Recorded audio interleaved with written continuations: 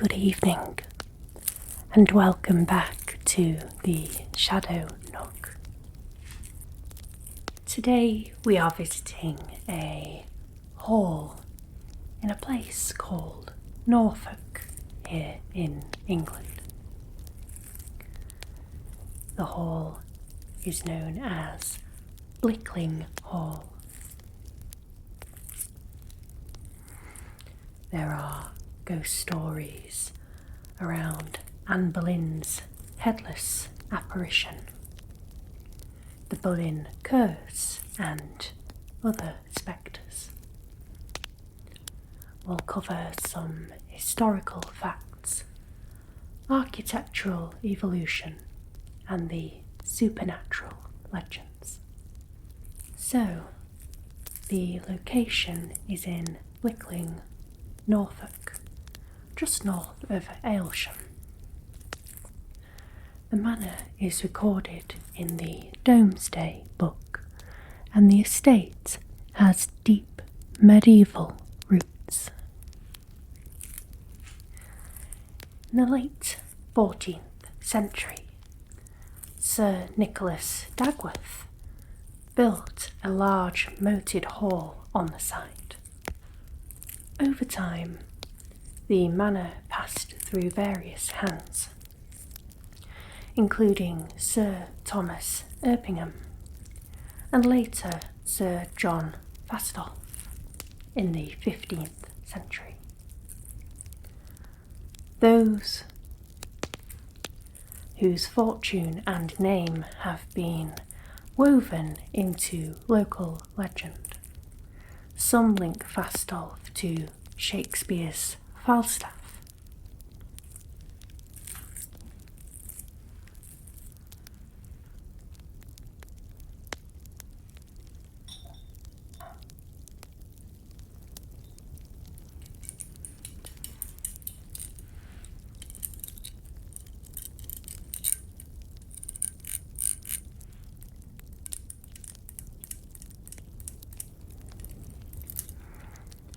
So let's move on to the Boleyn connection to Blickling Hall. There is also a birthplace claim here. In the year 1499, the property came into possession of Thomas Boleyn and his wife Elizabeth, as part of their expanding family holdings. It is often claimed that Anne Boleyn herself was born at Blickling, or at least spent her early years here, although the exact birth date and location remain debated among historians. Some later sources state the inscription Anna Boleyna hic nata 1507, which translates to Anne Boleyn born here 1507, at the hall, though it is likely a commemorative device rather than proof.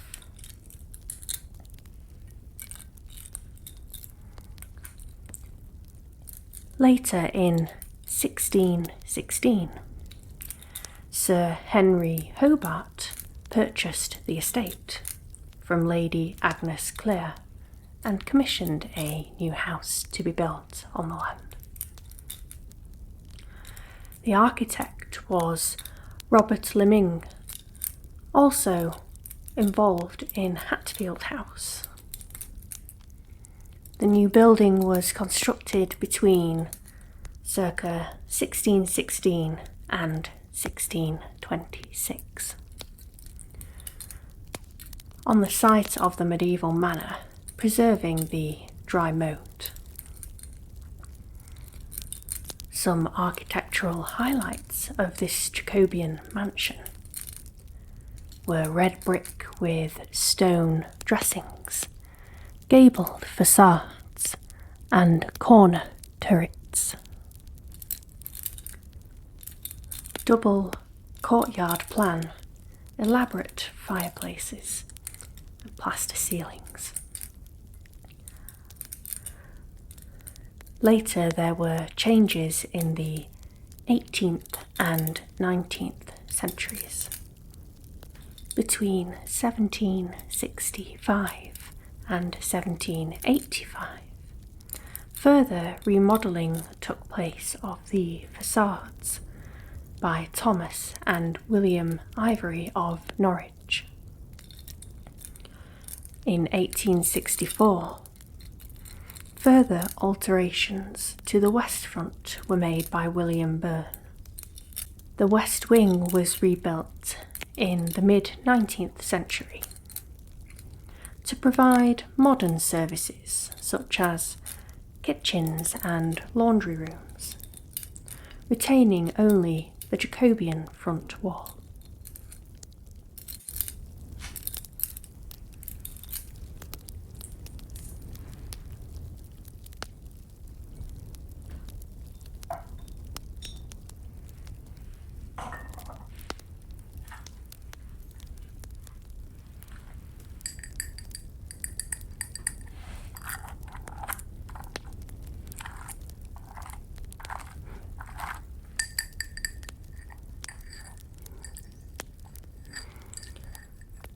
So now we move on to some later history of Blickling Hall.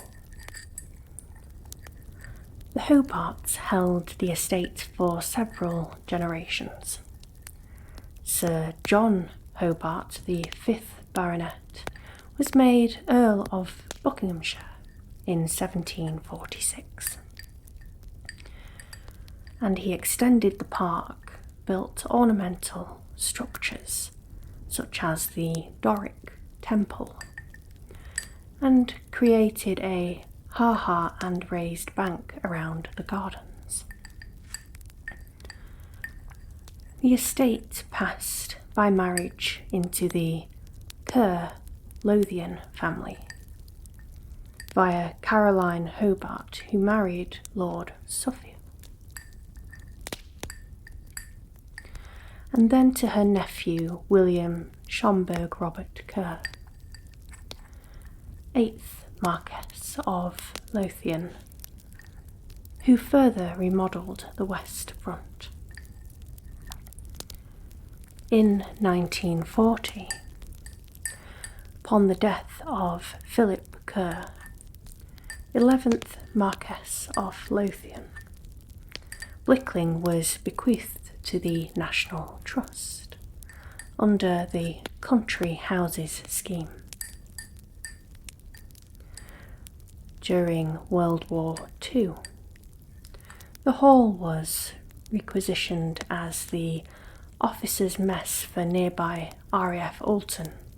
RAF personnel, women and men, were billeted in Nissen huts on the grounds whilst officers stayed in the house.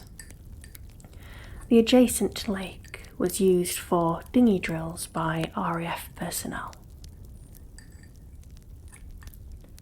After the war, the house was derequisitioned. It was let to tenants until 1960, when restoration began to return it to its historic character.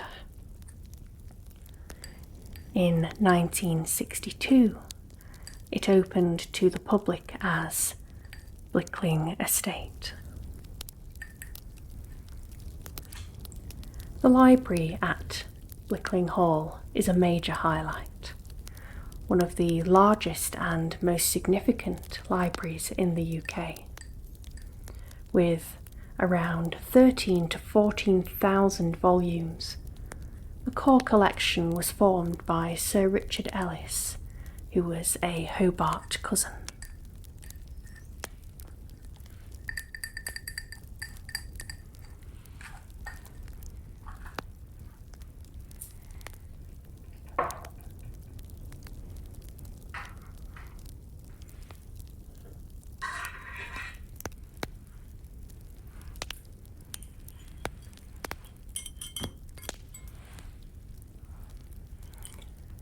So let's move on to the more paranormal aspects of Blickling Hall. Some ghost legends and supernatural tales. The most famous ghost connected to Blickling Hall is the one and only Anne Boleyn. She is said to return annually on the 19th of May, which was the date of her execution. She returns in spectral form. The legend goes that she arrives in a carriage drawn by 4 headless horses, and also driven by a headless horseman, her own severed head in her lap or being carried. The carriage is said to vanish before the hall, and the ghostly Anne then wanders through the rooms and corridors until dawn. Sometimes she is reported wearing a white or grey dress. One staff account was from a National Trust administrator, Sidney Hancock, who reportedly saw a woman by the lake. She asked if she needed help, and she answered, "That for which I seek has long since gone." And then she vanished. In 1979, a library staff member claimed to see a grey lady figure in the long gallery. The apparition faded, leaving a book open to a portrait of Anne Boleyn. In 1985, on the 19th of May, a staff member said he was woken by footsteps entering his bedroom at the hall.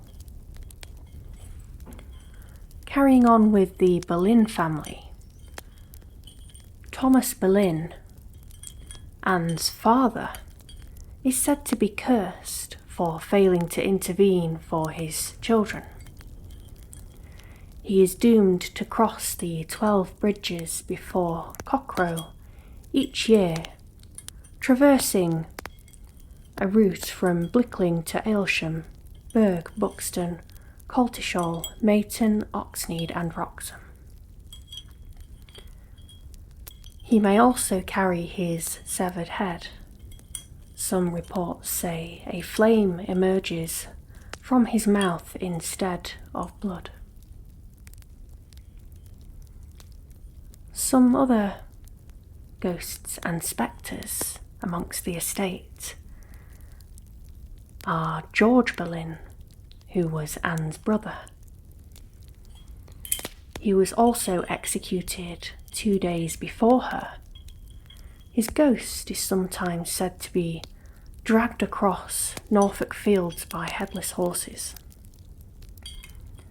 Sir John Fastolf, the 15th century knight tied to the Falstaff legend, is said to haunt the hall. He may appear in various parts of the building.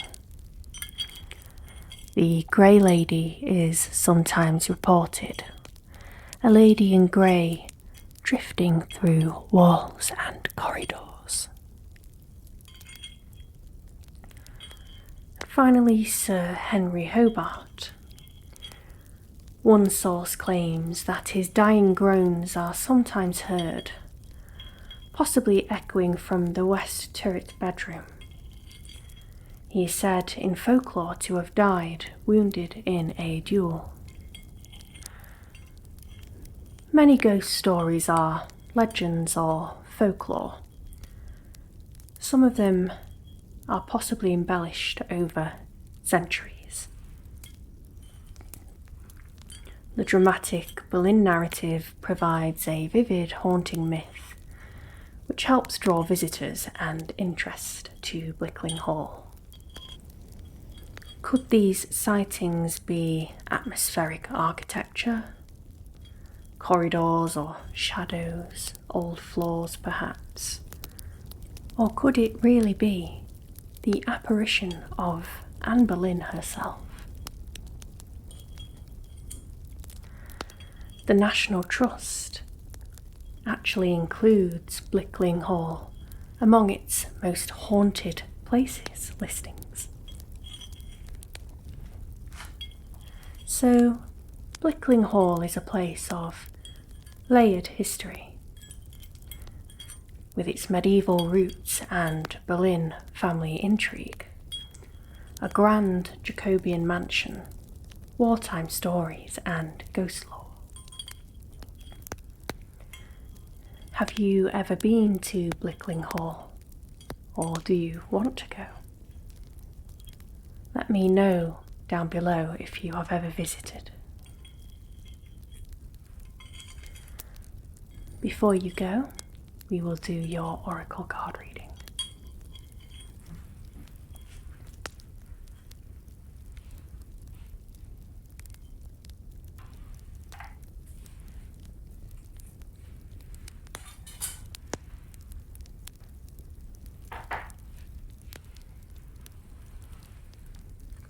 I think we will do the Seasons of the Witch Samhain Oracle, as it is October and we are approaching Halloween and Samhain.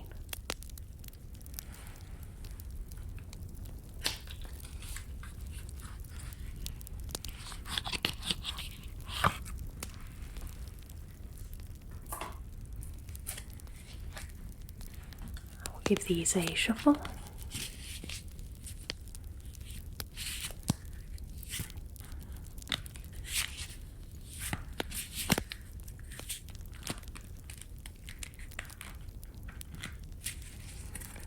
As always, I will pull one card for you, and you can interpret it however you like.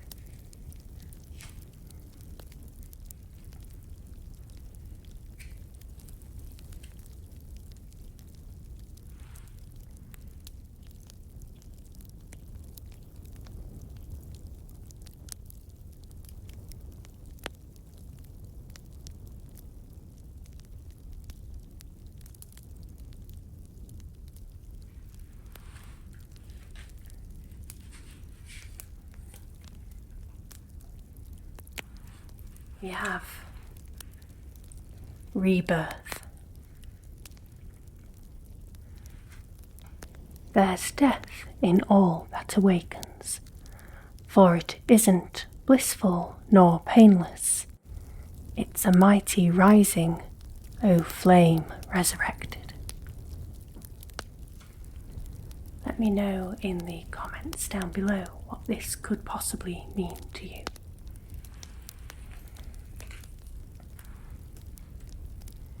Thank you for joining me again in the Shadow Nook. Don't forget to collect your subscription on your way out. Sleep well. Good night.